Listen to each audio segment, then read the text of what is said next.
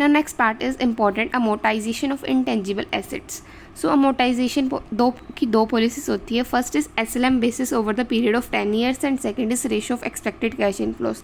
अब अगर तो क्वेश्चन में स्पेसिफिक रिक्वायरमेंट दी हुई है तो हमने वो उससे करना है, लेकिन अगर क्वेश्चन साइलेंट है तो हमने हमेशा method 2 ratio of expected cash inflows prefer करना है.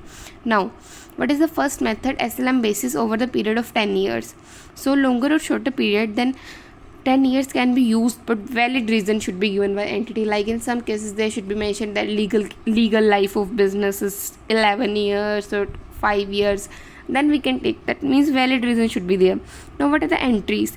First is amortization expenses account debited to intangible assets account, being intangible assets amortized, and second is P&L account debited to amortization expenses account, being amortization expenses written off in P&L account.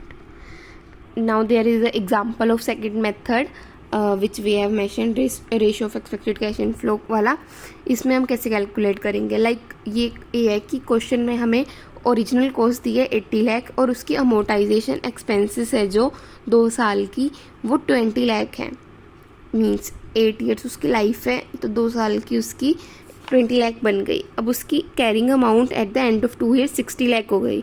अब यही हमने statement बनानी है showing amortisation of intangible assets over the remaining life. Okay, so first year में अब इसमें क्या होगा? Ratio of expected cash inflows वाले मेथड में इसमें कैश फ्लोस हमें दी होगी.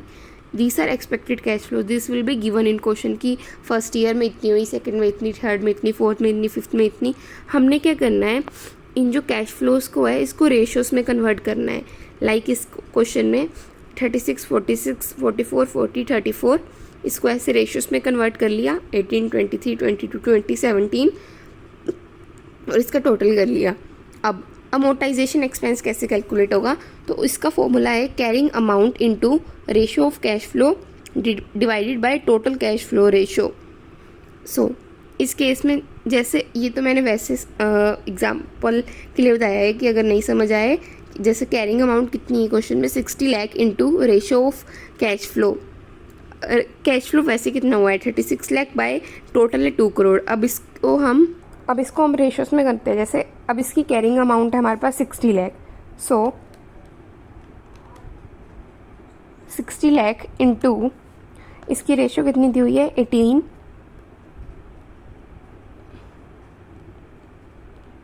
Divided by 100. तो कितनी आ गई 10,80,000. बस ऐसे ही बाकी सब की भी ऐसे रेशियो से जाएगी और लास्ट में जब हम इसको टोटल करेंगे तो ये 60 लाख ही होगा. अब नेक्स्ट केस है impairment of intangible assets, valuation test at each balance sheet. As per AS 26 there is a requirement कि हमें इंटेंजिबल एसेट्स को हर साल के एंड की बैलेंस शीट में वैल्यू करना पड़ता है.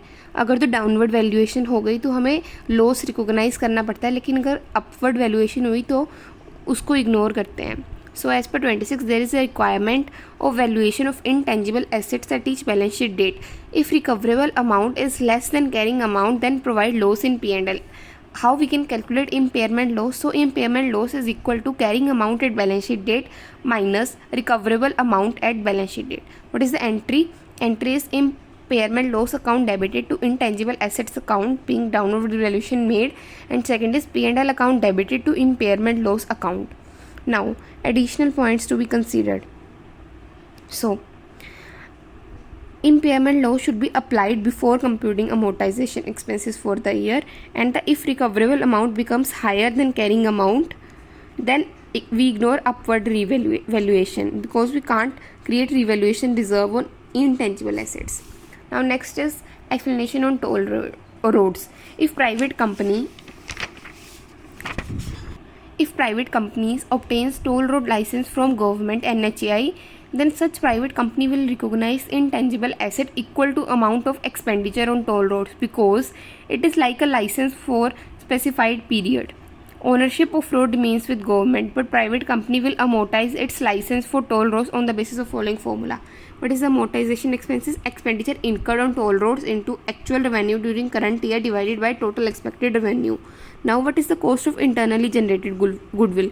Normally internally generated goodwill जो है वो बुक्स में रिकॉग्नाइज नहीं होती, लेकिन अगर goodwill purchased as a part of business acquisition amalgamation, then it can be shown in books as purchaser of intangible asset. Next part is related to disposal of assets. So as any profit or loss on sale of intangible assets is transferred to P&L account.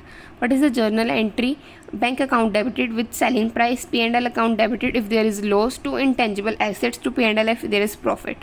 Now, change in estimated useful life. So each entity have a requirement to review estimated useful life of intangible assets at end of each year. If there is any change, then entity should compute revised amount of amortization expense and apply on prospective basis. मतलब जिस साल से change हुआ उस साल से लगाएंगे, उसके पिछले सालों की वैल्यू को नहीं हम चेंज करेंगे. And revised amortization expenses is equal to remaining carrying amount divided by remaining useful life revised. Next is computer software and websites which are internally generated. So pre-installed software in computers which are present at the time of acquisition are not recognized separately because these are considered a part of cost of PPE. But additional software which are purchased from markets, these are recognized as intangible assets at acquisition cost under AS 26. Now, internally generated software. So, how we can calculate cost of internally generated software? If expenses are incurred during a research phase, then it is written off in P&L account. But if expenses are incurred during development phase, then we can capitalize it to the cost of intangible assets. Capitalize कौन कौन से expenses हो गए? Salary, wages, overheads, product masters, coding and testing during development. But ये 3 expenses है जो चाहे development phase में भी इनकर्ड हो, लेकिन ये कैपिटलाइज नहीं होंगे. कौन से है ये? पैकिंग एक्सपेंस, प्रमोशनल एक्सपेंस और staff training. Now next is amortization of software. Entity should use amortization policy of 3 to 5 years instead of 10 years due to nature of asset.